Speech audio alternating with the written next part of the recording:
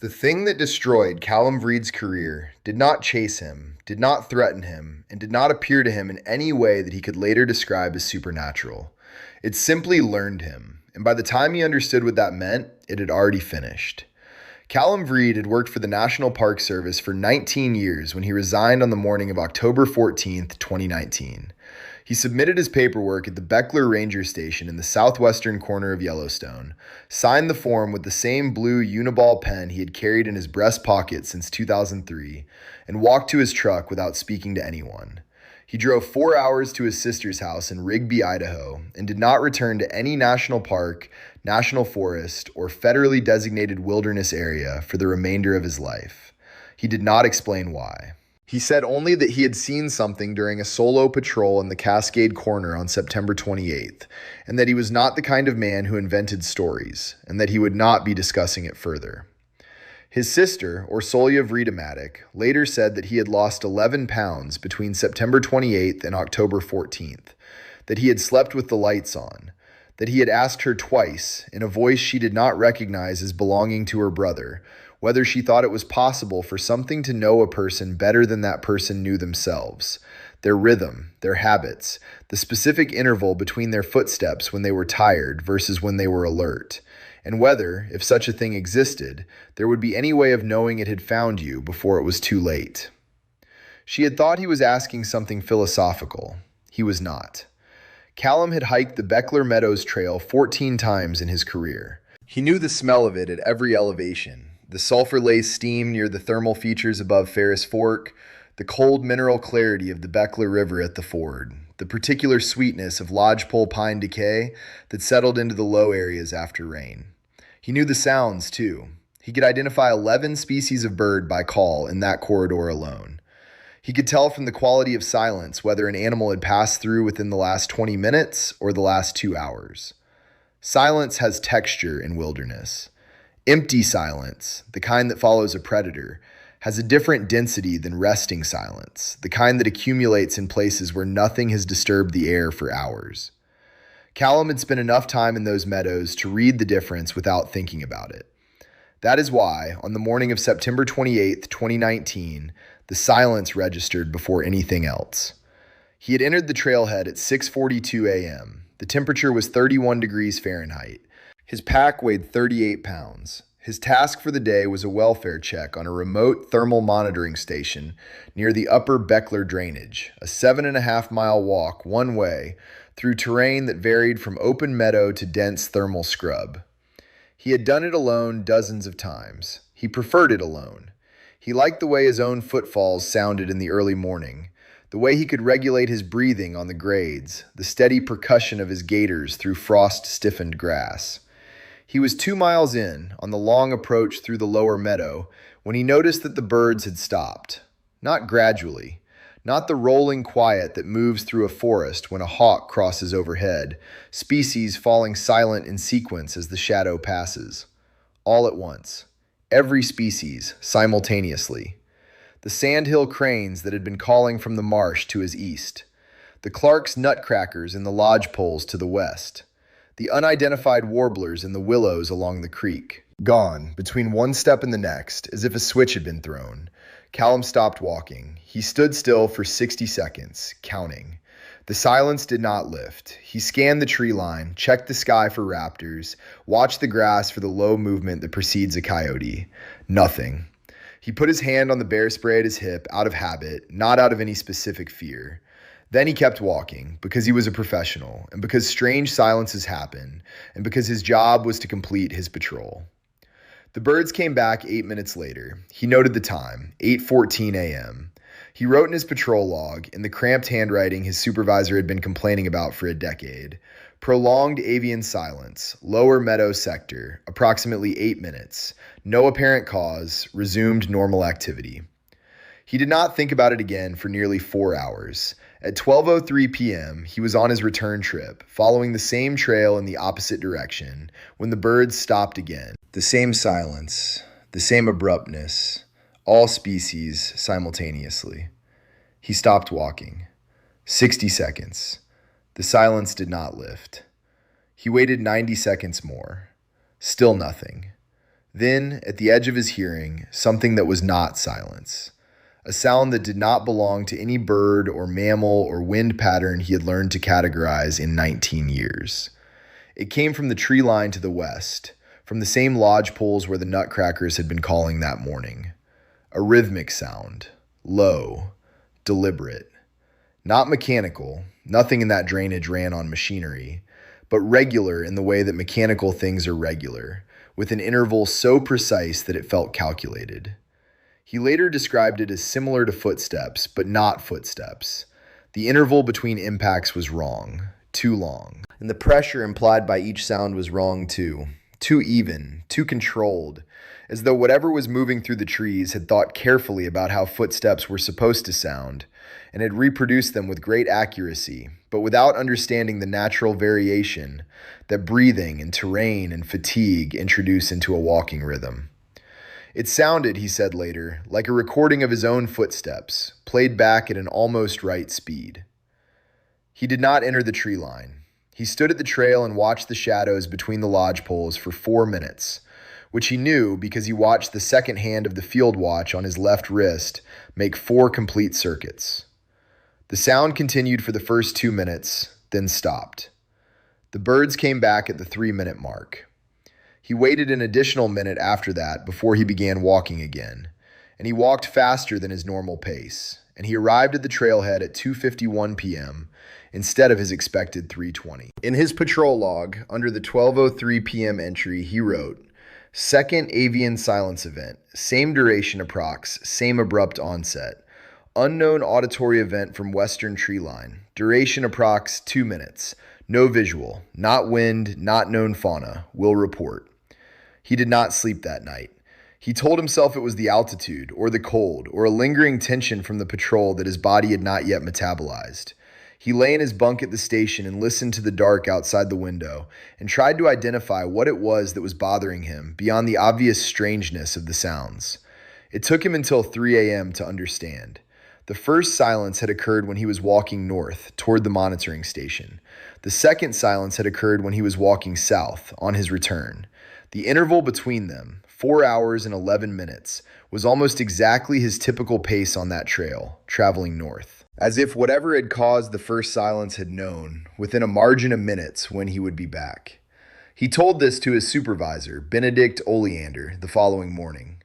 Oleander was a practical man who had spent 23 years managing complex operational situations in wilderness environments and who did not, as a rule, engage with speculation. He listened to Callum's account without interrupting, looked at the patrol log, and said that it was likely a predator staging behavior, wolves or a mountain lion making use of the trail corridor, and that the sound Callum had heard was almost certainly an auditory anomaly produced by wind moving through the thermal features higher up in the drainage. Callum nodded. He had considered those explanations. He had been unable, working through them in the dark, to make them fit the timing.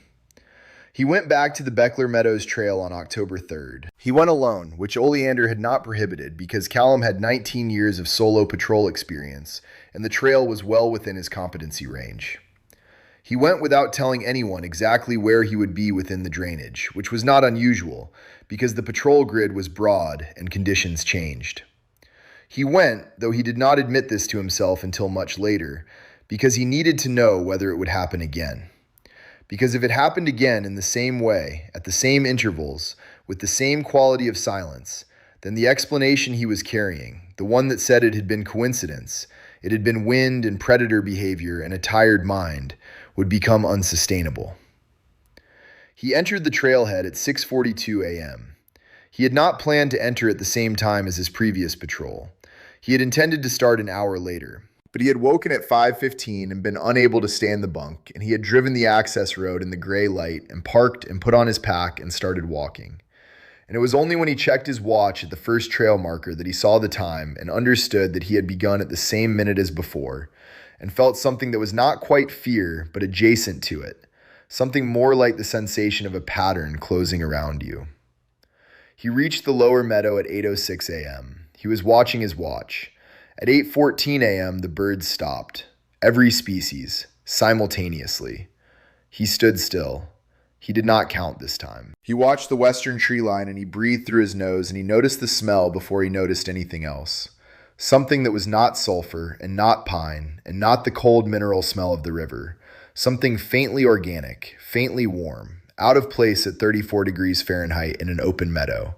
The smell of air that has been breathed and then held. The smell of proximity. 2 minutes passed. The sound began. It came from the same tree line, from the same area within the shadows of the lodge poles, the same interval, the same even, considered rhythm. But it was different from the first time in one way that Callum recognized immediately, and that caused something to shift in him at a level below conscious thought. The pace was his pace, not an approximation, not almost right. It was his exact footfall rhythm, the specific cadence he fell into on flat terrain with the 38-pound pack after 2 miles of walking, the subtle acceleration on the downhill sections, the fractional hesitation that came into his left foot on the 3rd hour of a patrol, the result of an old knee injury from a climbing accident in 2009 that had never fully resolved. Whatever was in the trees had been listening to him walk for 2 miles. It had been listening to him walk for 2 miles on September 28th as well. And it had spent the 6 days between patrols learning the difference between those two recordings. He did not run. He was a professional with 19 years of experience in wilderness environments, and he understood that running activated pursuit responses in predators, and that the appropriate action when encountering unknown animal behavior was to make yourself large, speak in a low, firm voice, and back away slowly while maintaining awareness of your surroundings. He did all of these things. He said in a voice he kept level through an act of will that he was leaving, that he was walking away, that he was not a threat. He backed down the trail for 60 meters, maintaining his eye line on the shadows in the lodge poles. He could not see anything. He had not been able to see anything on September 28th either. There was no movement in the shadows beyond the movement of shadows themselves. The slow architectural shift of light through branches that happens as the sun rises, and that you stop noticing after enough time in the woods because your brain classifies it as background. The sound in the trees had stopped when he began backing away. But something else was wrong, and it took him another 30 meters of walking before he identified it. The meadow behind him was silent too. Not the silence of the western tree line, a different silence. The silence from the east, from the marsh where the sandhill cranes had been, from the willows along the creek. Everything at once. As though the bird life of the entire meadow had gone quiet in a ring around him, a circle of absence contracting. He turned and walked south at a pace that was not quite running, but was faster than anything that could be called professional composure. He walked for 40 minutes without checking his watch or his surroundings in any systematic way, operating on the stripped-down logic of a body that has decided that distance is the only meaningful variable. He reached the trailhead at 9:58 a.m. He sat in his truck for 22 minutes before he felt capable of driving. He drove back to the station. He wrote the patrol log entry with the blue Uniball pen. His handwriting was different from his usual handwriting. He did not notice this until Oleander commented on it 2 days later. He requested 2 weeks of leave on October 5th, citing accumulated personal days. He spent those weeks at his sister's house in Rigby. He did not tell Orsolia what had happened in the meadow. He told her he was tired. She made him soup, and they watched old films in the evening, and she noticed that he kept the television volume low and his head tilted slightly, as if he were listening for something beneath the audio. She asked him once if he was all right, and he said yes, and then he asked her about the interval between footsteps, whether she had ever paid attention to her own, whether she knew it was consistent, whether she had ever thought about the fact that a person's specific rhythm of movement through space was as individual as a fingerprint, as identifying as a voice, as unmistakable to anything that had spent enough time listening. She said she supposed she had never thought about it. He said he supposed he should have thought about it earlier. He submitted his resignation on October 14th. He never returned to any wilderness area managed by the federal government. There is a third account belonging to a woman named Philippa Sondergaard, who had been a ranger at Glacier National Park for 11 years before she resigned in August of 2022. She had worked the St. Mary Valley Corridor, a long drainage on the eastern side of the park that she had patrolled so many times she claimed she could walk it in total darkness without a headlamp. She resigned 2 days after a solo patrol during which she noticed, approximately 4 miles from the trailhead, that her shadow was falling in the wrong direction. Not subtly wrong, 90 degrees wrong, as if the sun were in an entirely different position than it occupied in the actual sky. As if whatever she was seeing on the ground was not a product of the light that existed in the world around her, but of a light source she could not locate, emanating from a direction she could not identify, tracking something that moved the way she moved, at her pace, with her specific gait, but that was not, she came to understand over those last 4 miles back to the trailhead, actually her. She did not look behind her. She said later that she had understood, in the way you sometimes understand things that you cannot explain and cannot verify, that looking behind her was the action it had been waiting for, that it had been learning her for months, that every patrol she had ever made through that valley had been observed and cataloged and rehearsed. The exact angle of her head when she scanned the ridgeline, the hesitation in her breathing before she stepped across a stream, the way her pace slowed in the last mile when her ankles began to tire. That it had been preparing for the moment she turned around with a precision and patience that exceeded anything she had a category for. She walked the last 4 miles to the trailhead without looking back. She does not know what would have happened if she had. That is the part none of them can let go of. Not the sounds with the wrong rhythm, not the silence that arrives in a ring and contracts, not the shadow with no source. It is the understanding, arriving too late to be useful, that the attention was never hostile. It was studious. It was patient in the way that implies a time scale none of them have language for. Whatever moves through those corridors does not want anything that maps onto wanting. It simply learns, completely, and then it waits. And the waiting itself is the thing that makes it impossible to go back. Callum Vrida said once to his sister that he had spent 19 years believing he was the one doing the watching in those meadows. That the correction to that belief was the thing he could not absorb.